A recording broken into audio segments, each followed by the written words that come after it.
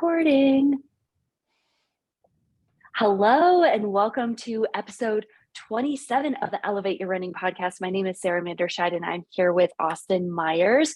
We have a special guest today and we're so excited to talk to him about all things running, life, and maybe some inside tracker conversations. But before we get in, we're gonna talk about our elevated moments of the week. And my elevated moment is definitely surviving the warm weather lately. It's been a little bit warm, a little bit toasty in Boulder, and I'm still getting runs in. I had an awesome run this morning with my friend Amber, and we were able to run easy and keep the heart rate down. And I have a really tough time doing that. When I think we started, it was about 75 degrees. We ended, it was close to 85. So I have a really hard time doing that. And I still kept the heart rate down. So that was a really big win or elevated moment of the day for sure. And I also want to say I had a really awesome first workout. We talked about it last week on the podcast with my new team. And that was last Wednesday. And it was a really big highlight of the week. And I'm really excited to hit the rest of Chicago training pretty hard. There's 11 weeks left. So with that, we'll kick it off to Austin. Austin, hello, how are you? Would love to hear your elevated moment of the week as well. Yeah, I'm doing well. Thank you. And Sarah, it's been fun to see the beginning stages of your marathon prep. You are a little bit ahead of me in terms of when your goal race is Chicago versus my race in New York City. And my elevated moment is actually kind of in that same realm. I had my first speed workout back today. It was just a small fartlek workout, but first speed workout back as I've been recovering from not only the Buffalo Marathon about 2 months ago now, but also the ultra marathon I did about a month ago. And it's funny the way that your body feels going into a speed workout versus the way that it feels coming out of it.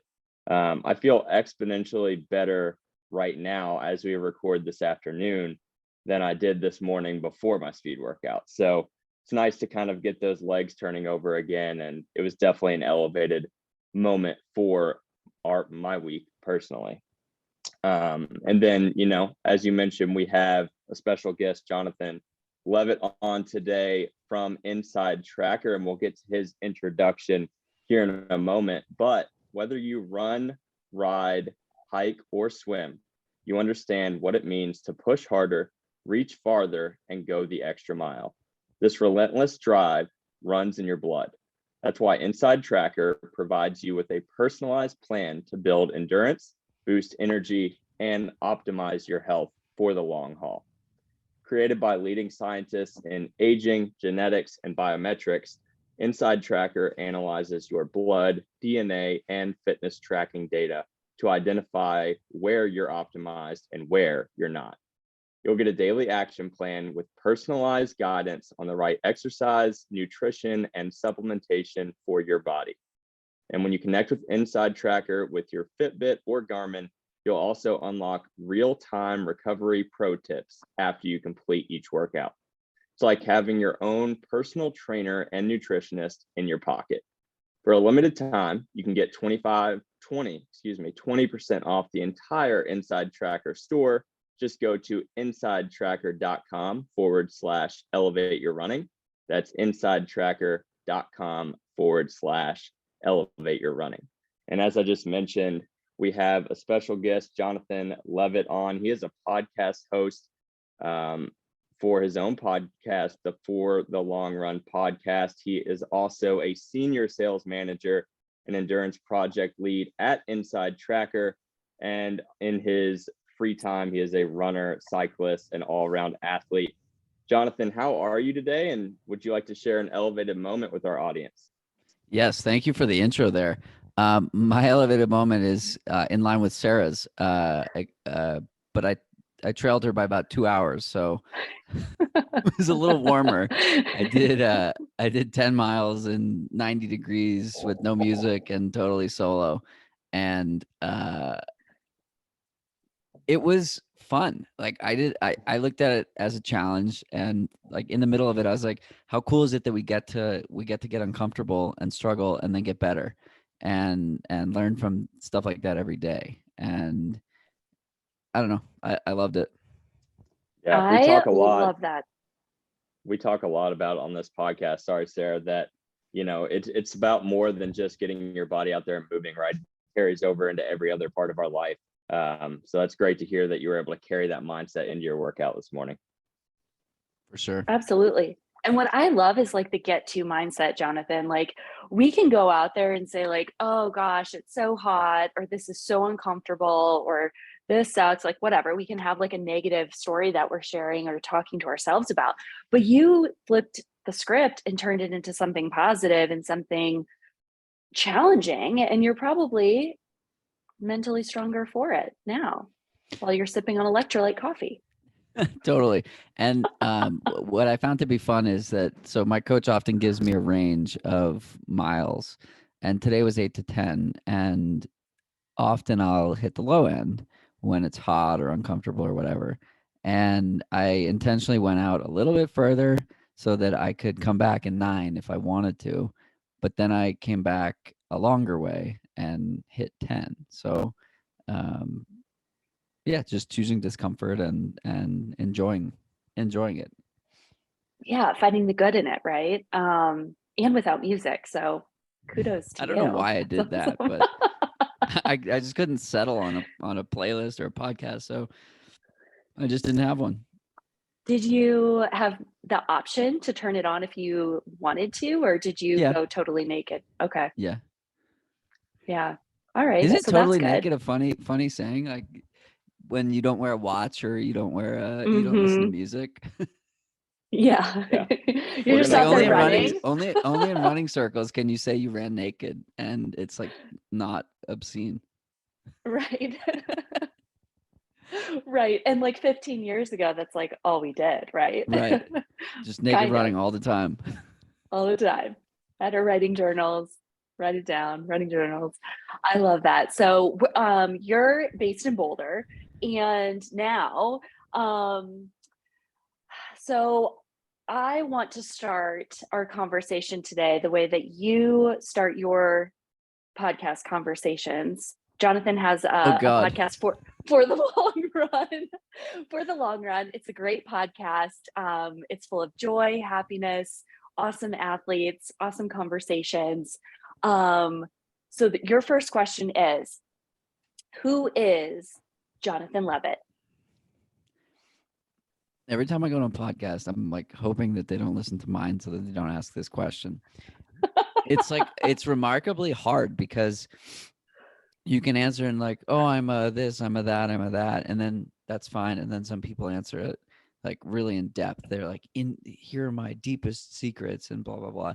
But I'll go somewhere in the middle. I'm a guy who likes to be curious about things and explore boundaries and limits, and not satisfied with status quo. And I don't enjoy like stasis and Mm-hmm. not improving.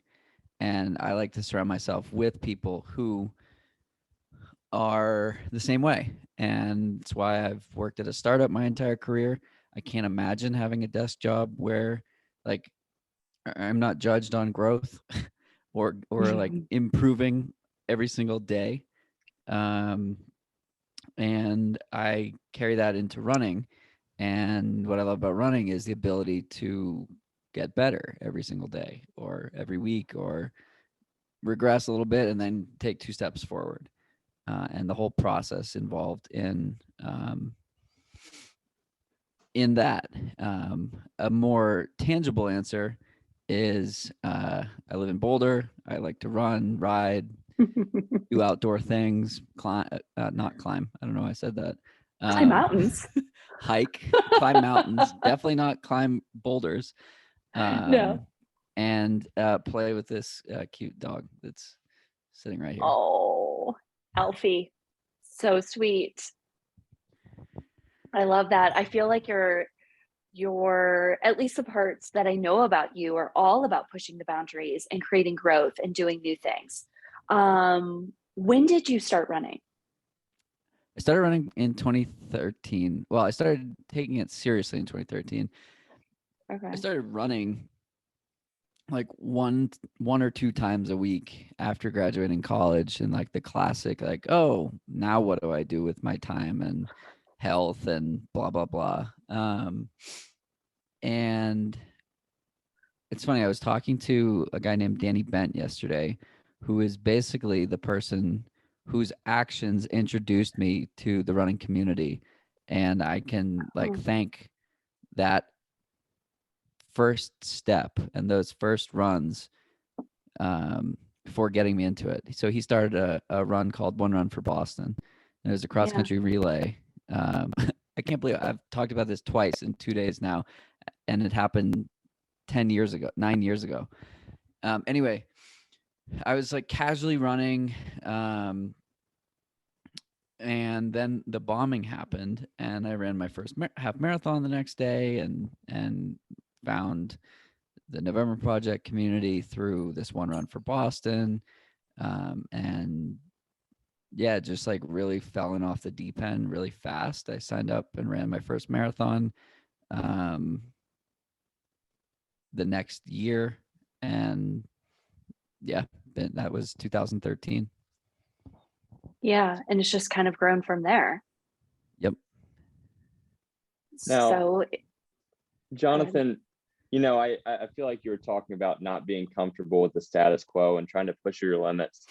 I think that part of that has to be inherently in our personality, but I know that for me personally, that certainly has developed more and more as I've continued running. It's a place where we want to see if we can continue pushing our limits. I'd be interested to hear, what are some other things, some life lessons, some takeaways that you have not only learned from running, but that you continue to learn throughout your continued running pursuits? I mean, the thing is, like, we can choose to be uncomfortable. Nobody made me go out and run 10 miles in 90-degree heat. I chose that. I came back, and now the Mhm. next time I go to do it, it's like more attainable and it's more accessible. And maybe I can run 11 miles, or maybe I can run it 10 seconds faster. You can take that, and then, like, if you're having a difficult meeting with your boss, or you have a challenge at work, or something that is uncomfortable, it's all about understanding that, like, you don't have to be comfortable, and you don't things don't have to be easy, and it's usually from these things that are uncomfortable where growth happens. And so that's I like really that's love how I that. yeah, that's how I try and frame it. I've heard recently the concept of like choose your hard passed around a lot. And I think that's what we get the opportunity to do as runners is life's not easy no matter what, whether you run, whether you cycle or push yourself outside of just the normal day to day. Life is still challenging, and the opportunity that we have to choose our hard and to embrace hard things can ultimately make us better outside of running, cycling, climbing, if that's what you do. So I really love that perspective that you shared. Thank you. What is the hardest lesson that you've learned through running? What is the hardest lesson I've learned through running? Um, Peter Bromka said the marathon doesn't owe you anything. I think it was Peter Bromka. It sounds like something he would say. Um, for 4 years, I was so cocky about my talent. Not my talent. I wasn't very talented. I was just dedicated.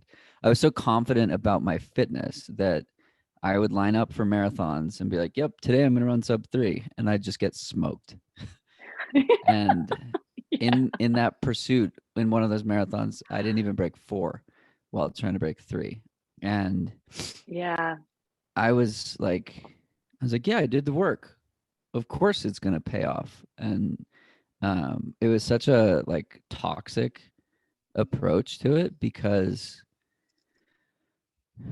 when you're planning for everything to go well, you don't have a plan for when it doesn't. I was talking Mhm. with Addie Bracy yesterday. She's a essentially a mental coach, um, related to sports. Um, and we were talking about how I was approaching a 50K a few years ago with visualization of myself running across the finish line, or running across the Golden Gate Bridge and into Chrissy Field and finishing the 50K. And she was like, "That's great. Visualization is important, but that's like visualizing the end of a successful day. What about?" And I didn't finish that race. I sprained my ankle and limped 4.5 miles and DNF'd. Um, Mm. and I had no plan for when things got hard, and I had simply planned for success. And so her point was, if you can plan for struggle and failure and like these harder points, um, when they come up, because it's a guarantee that they're going to come up, your mind is more uh, like, it's easier to navigate those lows when you're anticipating them. I went out for the run today. I was like, this isn't going to feel good. And it felt good. And I like kept thinking, I was like, at some point this is going to stop feeling good. Versus like, wow, this feels fantastic. Like, I can't wait to keep going and have this feel awesome. And 7.5 miles in, it stopped feeling good. And it was like uncomfortable for a mile. And then it was fine again. But I had shifted the perspective of, this isn't going to feel good, but I'm going to feel great in an hour and a half. And both of those statements were true. And I also felt good in the majority of the run while not anticipating it. So I think the takeaway there is, if you plan for both like good, bad, and everything in between, you'll be happily surprised when when things go well, and you'll be prepared when things don't go well. Absolutely. That mental side and that visualization is huge. Um, I recently was chatting with Dr. Justin Ross about mental strategies to get you through a race, and having like that A, B, and C goal that a lot of the Elevate athletes have, right? We talk about running that sub 3 marathon. If that's like, you know, your A goal for a marathon. And then it's also like, okay, if that doesn't work, let's shift down to the B goal. And then let's just have a C goal, which can be the gratitude goal. It can be when things go sideways, how are you going to handle it? Because I feel like we all go through things in training that test us, right? Test us mentally, physically, whether it's good or bad. So how you show up in training is how you show up on race day, hands down. Do you have a favorite marathon story that you'd like to share? My favorite marathon story is, I mean, I guess it has to come from, well, it doesn't have to come from my best marathon. Last fall, I ran Boston, and I've run Boston 3 times. I've had one fantastic day where I Mhm. ran it 6 weeks after I ran the Shamrock Marathon. I ran those 2 races 9 seconds apart and didn't look at my watch until mile 25 in Boston that year. That was 2015. I PR'd, and it was incredible. And the other 2 times I ran Boston, I came in like overly confident in my ability and overcooked in both of them. So in 2017, I felt awful starting at mile 7. So my favorite part of that was I finished. Yeah.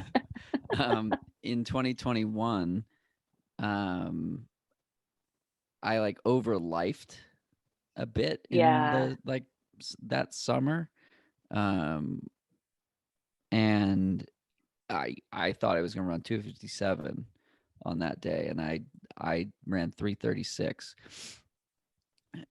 and I remember leapfrogging a friend down Beacon Street, and she's a 2:52 marathoner, and we were way back from the 250s, and I'd never seen her in such rough shape. And she'd never seen me in such rough shape. And it was remarkable. It started basically at Cleveland Circle, and I would be running for a bit and I'd pass her while walking. And then she would start running for a bit and then pass me while walking. And this continued for 2.5 miles till we got to the finish line. And like I said, she's a stout runner and Right. has run a bunch of marathons. She used to compete on the BAA with BAA. We finished like within 10 seconds of each other. And I just looked at her. I was like, that was some shit. And she looked at me and had no words and was like pale, super pale. Um, her name is Melissa Cooney, for anyone who might happen to know her. But it was just this like beautiful perseverance that like we were Yeah. not stopping. There was this unspoken like, I'm gonna get you there, you're gonna get me there, and we Mhm. worked together. And it was awful, but we did it. Um, It was a tough day for and a then lot of people. yeah, and then I was signed up to race CIM. Um, Yeah. and I finished and I was like, absolutely not. I am not running racing that race. And I ended up pacing my girlfriend Kate, and like we had a hell of a time. It was so much Yeah. fun. And it was just like such a refreshing approach to a marathon with no stakes and 3 beers. Sometimes, all the time, it should be about fun, right? Running for fun, training for fun, finding the joy and the fun in it, and not being so serious all the time. I think there's a time and place for it if you are, maybe looking to run a big PR or your first sub 3 or whatever that looks like. But I love that you kind of dialed things back a little bit, or still found the joy on the course of the Boston course last fall. And even if that is leapfrogging your friend Melissa and just saying like, well, this was kind of gnarly, but we did it, and creating that fun anyways. I've finished Boston twice with sore biceps and triceps from like pumping up the crowd. And like Yeah. I finished this year and I was walking down Newbury Street post race, and there were people out giving like massages with Theraguns and stuff, and they were like, my dude, come over here, like your arms are all messed up. Because I was like shuffling, and it looked like my arm was gonna fall off, and um my like rotator cuff was so sore. And so the guy, instead of working on my legs or quads or whatever, just like hit my shoulders. That's awesome. Well, I can attest to this. I feel like it's been in your stories. You're very um social on social media. Like you have a lot of great stories. You're posting all the time, and you post a lot of throwback to Boston, your other Bostons that you've run, just throughout the year. And you are one of the biggest fans of the Boston Marathon. True? I'm a huge fan. Yeah. Yeah, yeah, yeah. So you lived in Boston for quite a while. Were you born in Boston? Born and raised? Yes. Yep. Okay. I mean, And then you moved, outside the city. Yeah. yeah. And then you moved to Boulder last year. I moved to Boulder last year. I spent 7 years in Alston, which is like a neighborhood in Boston, and then Brookline, which is on the marathon course, and then yeah, moved to Boulder last April.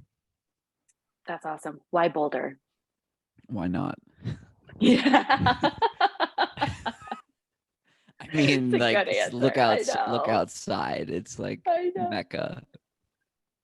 It's great. We have great run views for sure. Great people, great community, great trails, all the Yeah. things. I mean, I had been coming here for a few years for work reasons, and it had always felt like a like home, Hmm. and I would always hate leaving. And I just vividly remember the first time that I flew back to Boulder from a work trip from Denver. So I flew to Western States or California for Western States last June. And I drove my own car there. And I remember driving my own car back from the airport to Boulder. And I was like, whoa, I just left and now I'm coming back here. That's awesome. Yeah, it's home. Yeah. Yeah. What is your favorite part about Boulder? My favorite part, definitely the people. So everyone's Yeah. here because they chose to be here. Not knocking Boston, but a lot of people, at least in my circles, were living 10 miles from where they were born. There's nothing wrong with that, but everyone here, for the most part, is from somewhere else. Hmm. Austin, I don't know where you're from. Where are you from? Yeah, so I'm actually in Kentucky right now, but similarly to you, I moved to Boulder and lived there for the last 8 months of this past year. And, it's I agree, you see a lot of people who have transplanted from different areas to there. Totally. So it's like everyone's gambling on themselves, and they're either there for work, they're there for fun. It's mostly fun related to work. Um, and the question on the East Coast is a lot of like, oh, what do you do for work? What's your 9 to 5? What's this? Here, it's what's your 5 to 9? And Hmm. like, what do you do outside of work? What makes you happy? Do you have a gravel bike? Like these types of questions that, Let's go. yeah, that are like, how many skis do you have? This kind of stuff where it's like about what you do for fun and why you're here versus like how much money do you make and what school did you go to? Yeah. Jonathan, you were talking about, that Boston Marathon experience in 2021. And I feel like when we toe the line for a marathon and we have a specific time goal in mind, we are betting on ourselves. Like you just said, with, moving to Boulder and maybe pursuing a business, you're betting on yourself. And those are lessons that we certainly learned from running. But I would be interested because we kind of do share the fact that we did move to Boulder. You're still there. And I've since left. But what is something that you learned about yourself in that experience of moving from a hometown to a new place? Um, Community is everything, right? Like you can feel isolated anywhere, or you can build community anywhere. You can do it in a place where everybody runs. You can do it in a place where, there's, it's a little hard. Like it's very, for me, it was very easy to find community here. There are a lot of people with similar interests. I already knew a lot of people. Um, but I think it comes down to like creating that space for yourself and um, finding the people that share those interests and passions and then leaning into that. But in terms of like what did I learn about moving, it's much easier to start fresh and go into a house with nothing than move than move cross country. And people at Costco will be very confused when you check out with 5 carts of stuff. So, what I'm hearing you say is that you did not move with anything out here. Did you just, how um, did this work? so I still have my place in Brookline. Okay. And when I moved from Alston to Brookline, I got rid of most of my furniture, and it was all like post college stuff. So it didn't graduate with me. Let's put it that Yeah. way. Um, and yeah, I mean, I literally started fresh and just like checked out at Costco for like linens and all this stuff. And the lady was like, "Do you not have any stuff?" I was like, "Man, this is a store where you buy things. Like, you don't need my backstory." But no, I don't. Please don't judge me right now. Yeah, I have a home that's completely empty right now. By the way, do you have any couches? That's amazing. I did something very similar when I moved out here. I moved with just, a large car full of things and then bought new things as I needed. And it was really refreshing and fun to move to a new town, new state. I moved from Michigan to Colorado and just start fresh completely, right? Like new community, new routines, new Whole Foods, new sushi restaurants to find. New sushi restaurants. Let's talk about sushi. Where's your favorite spot? I mean, I love Japango. Yeah. That's a really great spot. I mean, Hoppa's great too, but yeah. What I about feel like it's yours? a bit of like a dueling situation there. They're right across the Right Pearl across the Street Mall from each other, and you're either part of one family or you're part of the other. It's like a Hamlet or a Shakespearean situation going on. Their outdoor patios are literally like back to back, right? Like, I mean, that has to be intentional, but um, yeah. I think Japango is better. I used to go to Japango a lot. One time I went there while on a work trip, and I ordered so much sushi that I had to split the check into like half of it will be expensed and I'll pay the other half. I was like, this is obscene for one person. Um, but yeah, their patio's fantastic. The other place that's great is Blowfish. It's the most expensive of all Yeah. of them, but it's the Okay. best fish I've ever had. Okay, so I've seen this on your stories. Where is it in Boulder? It's also right near Pearl Street, but they have Oh. like it's like you can only fit like 6 people in there. It's mostly a Okay. takeaway place. But it's fantastic Okay. and really expensive. It's like a treat Okay. yourself moment. Yeah, which we all should have those moments Totally. for sure. Yeah, I agree. Okay. And you get sushi about once a week, right? Yes, we'll say once a week. Yeah. I Plus, minus, if plus, I go to plus. Whole Foods, it's a 50% chance that I'm coming out of it with sushi. Right. But I get like takeout sushi probably once a week, often on Yeah. Sundays, and it's a little functional because um, Inside Tracker tells me to eat fish 3 times a week, and particularly so I do a long run on Saturday and then a Yeah. medium long run on Sunday, and so I like to time sushi, which is really great for recovery and a lot of carbs, a lot of calories, all that Yeah. good protein and omegas um, on Sunday. So after big weekend, um, nice little I love that. recovery meal. But sometimes I can't wait I until Sunday and I get it on Saturday. well, if your long run's on Saturday, I think that works too as a recovery meal, You don't right? have to twist my arm. Yeah. I would even argue like maybe, Probably both. the night before a long run So too, now we're going like Friday, Saturday, Sunday. Cool. Sunday. Three Well, times. that's You just hit your 3. 3 times a week. Yeah. Yeah, Yeah. there we go. I love Jonathan, that. I'm happy you clearly are a seasoned podcast host. You already hit the transitions that I wanted to make. Um, Saying my could you first kind of give rodeo. us could you kind of give us a little bit of background on what you do with Inside Tracker and just the services that it offers, as well as how to optimize from the athlete's perspective? Yeah, I could give you a little background, or I could also give you a lot of background.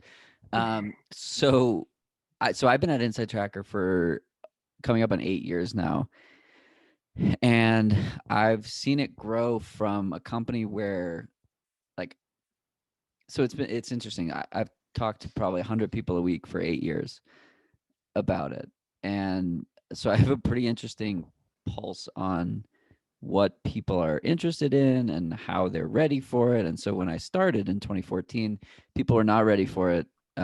It was a concept that was foreign to almost everyone besides elite and professional athletes who this is absolutely commonplace for. But fast forward 8 years, and now people are realizing that this tool that had previously only been available to professional elite athletes is actually something that everybody should use, whether or not you're an athlete.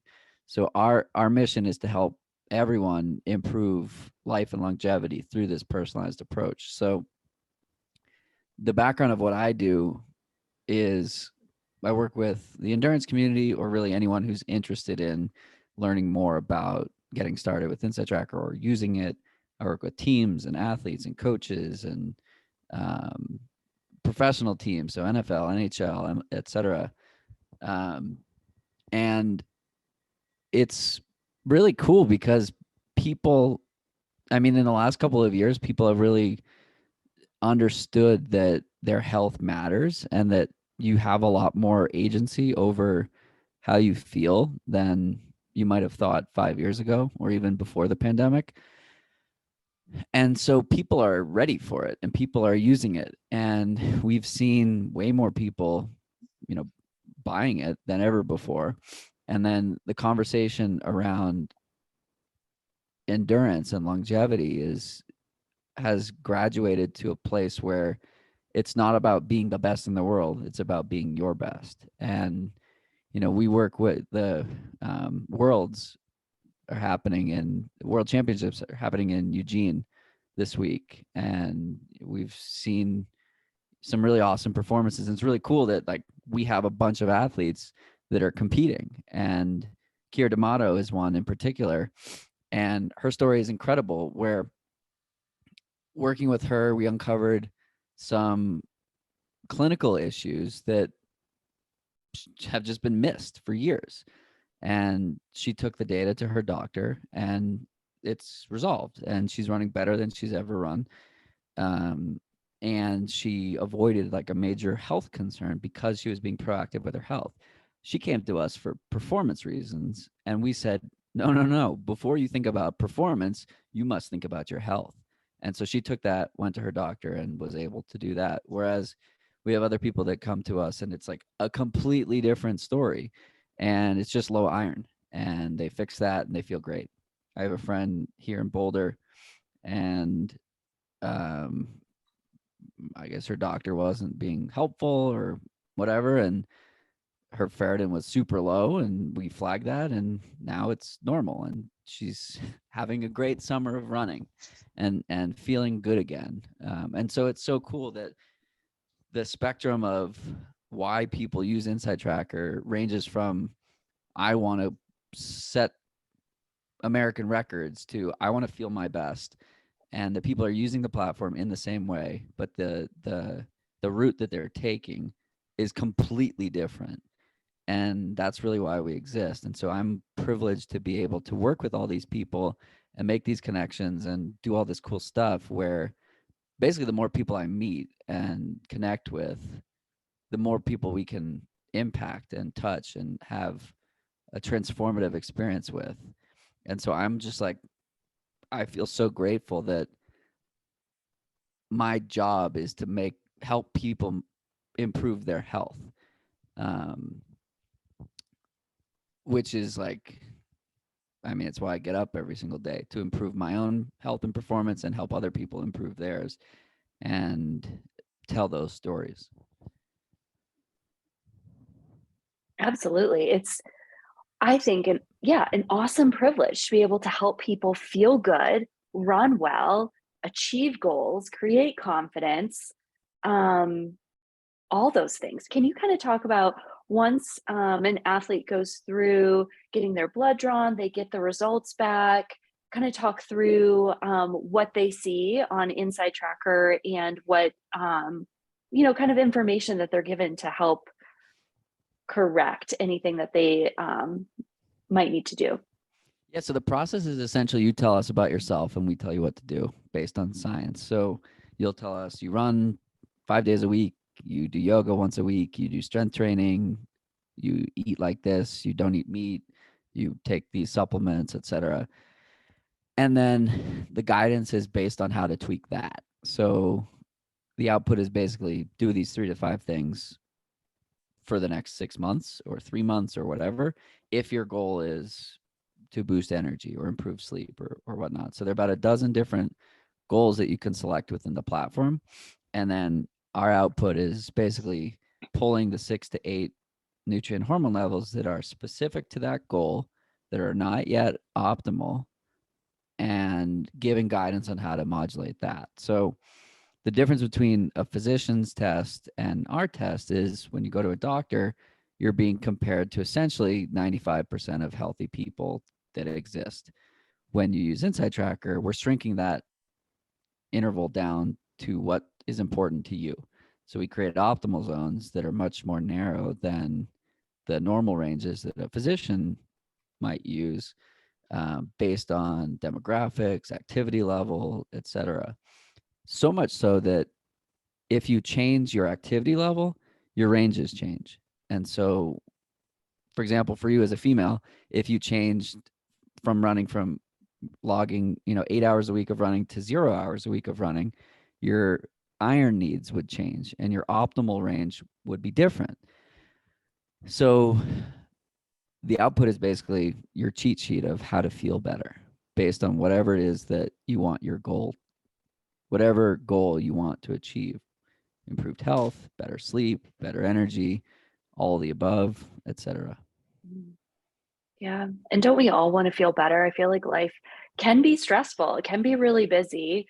Especially as athletes, we have training, we have a lot of other things that we get to do, strength training, maybe yoga, some gravel bike sessions in Boulder, something like that. But living our best lives, having fun, making connections, and fueling our bodies with the right things to be able to do all those things and feel really good and happy.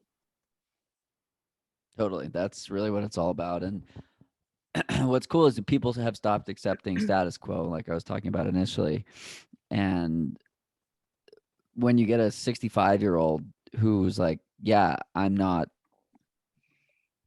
dead yet, or an 80-year-old who's like, I've got plenty more years ahead, and I want to feel better as I get older, or a 25-year-old who feels the same way. It doesn't really matter what your age is. Again, back to Kira and Sarah Hall with what they were saying yesterday after the marathon, that I think it was Sarah who was saying, age is just a number. It's not your destiny. I forget what she was saying, but whatever it is was fantastic.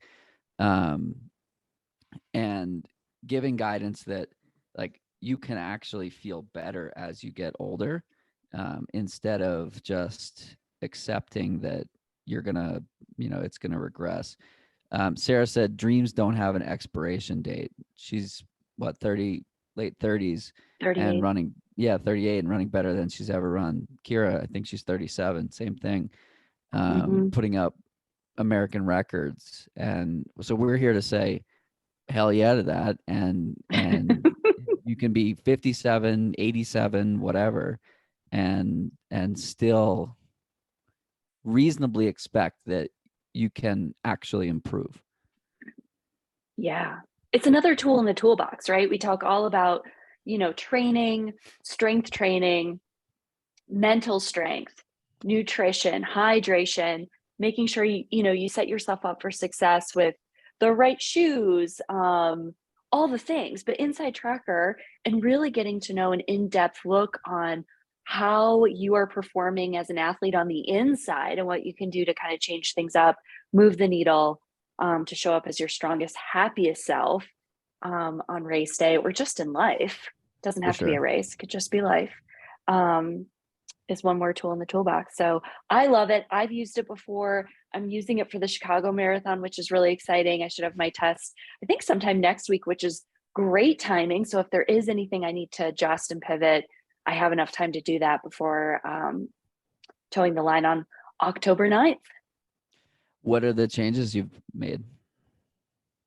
Well, I haven't taken the test yet. Isn't it a follow-up? Or this it is the next. Yeah. For sure. Yeah. So I took the first test it was last summer leading into Boston, or maybe I was training for about a month. So low in iron, You were low in super ferritin. tired, right? Yeah. Can't really tell, but yeah, I mean, I'm usually pretty tired. You hide it well. Yeah, I hide it well. A lot of caffeine. But really, what I loved about Inside Tracker was it showed me exactly what types of foods that I should be eating to help with my deficiencies and incorporating them into my diet. So there was a lot of salmon, a lot of fish, eating more beans and like green leafy greens, and really leaning into that side of things. I would say my diet's probably the first thing to go. And it's not that I eat crappy if I'm really busy, but I just lean into like the easy things and I just eat the exact same thing every single day. So making a conscious effort to like really lean into what Inside Tracker's telling me or suggesting that I should eat, and making time for it. Awesome. Yeah. Jonathan, from the outsider's perspective, I have yet to use Inside Tracker, but it really sounds like they're debunking some important myths. The first one that I was kind of picking up on is, there doesn't have to be such a divide between performance and health. And I think that that's something that a lot of people, professional athletes included, buy into, which is, if I'm going to be at the very peak of my performance, I am not going to be at the peak of health. But what it sounds like you're saying, and the anecdotes that you were sharing, is that there can be both. And it's actually crucial that we get your health in check if you're going to perform as you continue to age. Totally. So the secret to getting better as an athlete is to not get injured and to stay healthy and happy and not get injured for the second time. Right. And so the secret to doing that is giving your body what it needs. Well, how do you know how to give your body what it needs? Well, you get an objective assessment on what your body needs. Intuitively, your body can tell you things. If you are tired, you might crave steak or meat or whatever. That's your body telling you need iron. But you could also, be tired because you have too much iron. So again, the body is pretty intuitive. However, the best way to understand like what to do to stay healthy is to get an objective look and then have somebody with some sort of credibility give guidance on like what to do with that information. And so that's the role that we're looking to play and help foster this approach of like feeling good for the long run. See what I did there? And really understand how best to improve consistently so that you can string those seasons together. And like everything you've said goes directly to the true cure of it all, which is whole food, real food, and optimizing our diet. And I think that the other myth that I would say that you all are debunking is we don't have to push pills or supplements. We can actually work with what the world gives us, and we can use that to optimize our performance as well and our health. For sure. And then we do take a food first approach and supplement when necessary. So it's there are so many people that spend so much money on supplements, and a lot of it is just expensive urine, and at best and at worst it's toxic. So some of the stuff you literally do just pee out, and some of the other stuff you don't. So we're here to help with that too. Yeah, well, and we're really grateful for the opportunity to partner with Inside Tracker. It's been a few weeks now, and we see the benefit, and it works hand in hand with the message that we're trying to spread as a podcast and as people who just engage in the sport and love it every single day. Jonathan, I would love to hear where our audience can connect with you and maybe listen to your podcast as well. Sure, appreciate it. And thanks for having me on. I'm on Instagram at JW Levitt. It's mostly photos of running and dogs and food. And same thing on Twitter, where it's mostly commentary on running, dogs, food, and my slight bias against crypto. Stay true to yourself. Oh, sorry. Yeah. And the podcast is For the Long Run, available on all podcast platforms. That's awesome. Well, we love to hear I love it. You have a recent. Go ahead, Sarah. Go ahead. Oh, I was just gonna say there's a recent tweet from Jonathan that was flashing that I was thinking about as he was saying. So definitely follow him on Twitter. Kind of take a quick look back on what he's tweeted over the last week, and you'll find it really enjoyable and funny, entertaining. Absolutely. My problem with crypto is if it's so confusing to so many smart people, how is it ever going to become mainstream? And so I went back and forth with someone who was like, well, the internet was not, straightforward at first and people didn't understand the concept. But I was like, okay, but when it worked, it worked. Yeah. It's interesting. I was thinking about a crypto tweet that you tweeted, and you brought up crypto. So you know where I'm going with this. For this reason or for that reason, I'm out. Exactly. Thank you, Mark Cuban. Yeah. Anyways, it was so great to have you on. Thank you for your time. Thank you for your energy. Thank you for talking about Inside Tracker and for the shots of Alfie too. They're just being so cute and cuddly and all the things. We really, really appreciate you and your time, and Inside Tracker is great. So for anyone who's looking to elevate their running, take it to the next level, Inside Tracker is a great way to do that. Feel free to reach out if you have any other questions. Austin, where can our audience find you? Yeah, you can find and connect with me on Instagram at Austin Myers Fitness. And Sarah, where can they connect with Elevate Your Running and your personal social? Yeah, I'm at Sayra, SAYRAH Runs Happy, Instagram, Twitter, and Elevate Your Running. Thank you everyone for listening today. This was a great conversation. I hope it made you laugh, smile, and think about using Inside Tracker for your next training cycle, whether that's in running or in life. So thank you everyone. Have a great week.